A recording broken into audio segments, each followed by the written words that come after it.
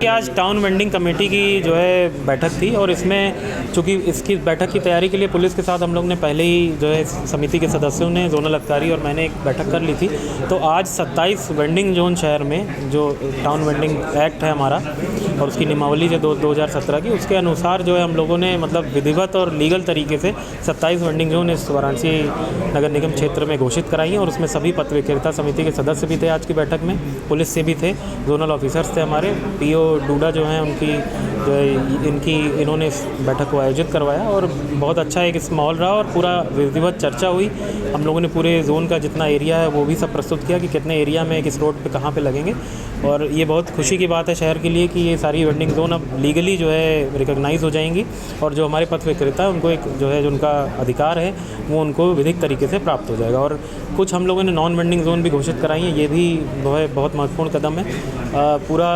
ये मैदागिन से लेके जो आपका विश्वेश्वरगंज से होते हुए मछोदरी का जो मार्ग है, जो मेन मंदिर जाने का मार्ग है, जहाँ पे प्राय ठेले वगैरह लग जाते हैं और ऑलरेडी कंजेस्टेड रोड है तो बहुत कंजेशन होता है, इसको नॉन वेंडिंग जोन घोषित किया गया और इसके अल्टरनेटिव जो ऑप्शन है वो हमने इनसे 50 मीटर की दूरी पे ही दिए हैं, तो ये सारे वेंडर वहाँ शिफ्ट होंगे और ये पूरी रोड खाली होगी, तो ये बहुत ऐतिहासिक कदम है। ये कहा जाए कि जो आपसी समन्वय है इसको लेकर के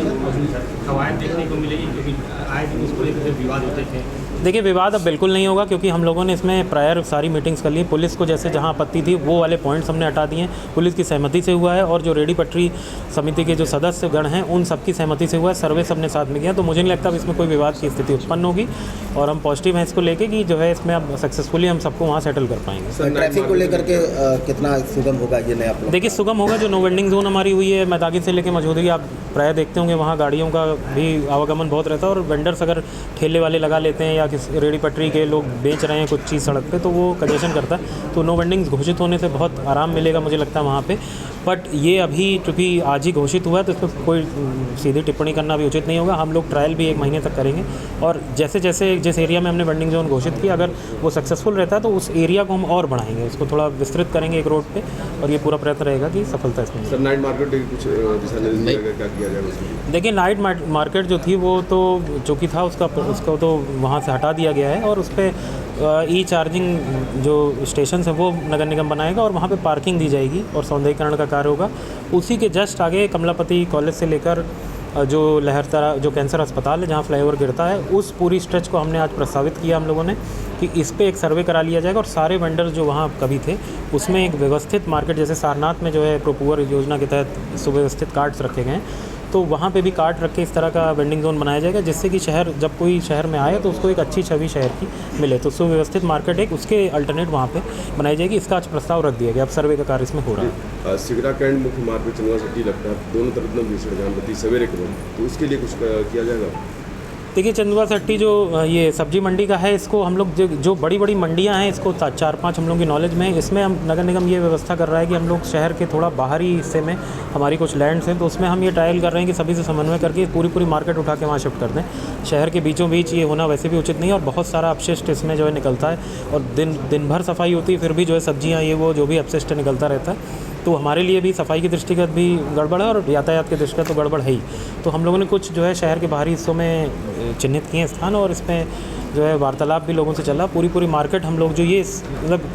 मतलब एक किसी चीज़ की स्पेसिफिक मार्केट जैसे सब्जी मार्केट हो गई या कोई फल की मार्केट हो गई तो उनको बड़ी मार्केट्स को हम वहाँ शिफ्ट करने का प्रयास कर रहे हैं, वार्तालाप इसमें जारी है। सबसे पहले तो मैं उत्तर प्रदेश सरकार के यशस्वी मुख्यमंत्री योगी आदित्यनाथ जी का धन्यवाद करना चाहूँगा,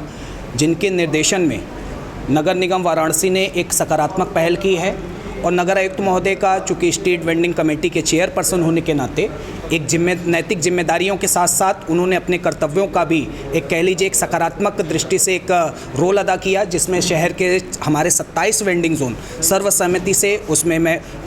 पुलिस का और सभी विभागीय जितने अधिकारी थे उन सभी लोगों की सहमति बनी। हमारे 27 वेंडिंग जोन पहले चरण में निर्धारित हो पाए। अब उन 27 वेंडिंग जोन में हमारे प्रमुख मुद्दे थे, जैसे हमारे नाइट मार्केट से विस्थापित जो पटरी व्यापारी हैं उनके लिए उन्होंने अभी तत्काल प्रभाव से आदेशित कर दिया कि जोनल ऑफिसर्स जाके वहाँ पे जगह का चयन कर लें और जिस भी तरीके से ये संगठन कहता है और संगठन की जो मांग है उस पे वहाँ क्रमबद्ध तरीके से उनको खड़ा कराने के लिए उन्होंने निर्देश किया। दूसरा, हम सभी लोगों ने त्यौहार को मद्देनज़र देखते हुए हमारी जो प्रमुख डिमांड थी, जो शहर में एक वातावरण खराब हो रहा था, चूँकि ये देखिए प्रधानमंत्री जी का संसदीय क्षेत्र है और यहाँ का वेंडर अपने प्रधानमंत्री जी को अपना नेता मानता है और कहीं ना कहीं अगर वेंडरों के साथ कोई गलत काम होता है तो उसकी तकलीफ यशस्वी प्रधानमंत्री जी को भी होती है। तो पीएमओ ने इसका तत्काल संज्ञान लिया। यहाँ के स्टेट वेंडरों के साथ जो पुलिसिया उत्पीड़न हो रहा था, त्यौहार को देखते हुए हम लोग ने रिक्वेस्ट की है, हम्बल रिक्वेस्ट की है कि कहीं ना कहीं जो वर्तमान में त्यौहार है, हमारा दुर्गा पूजा है, दीपावली है, देव दीपावली और छठ पूजा तक तत्काल प्रभाव से ये उत्पीड़न रोका जाए। उसके बाद टाउन वेंडिंग कमेटी की बैठक बुला के जो भी शहर का एक स्ट्रक्चर हो सकता है, स्क्रैच हो सकता है,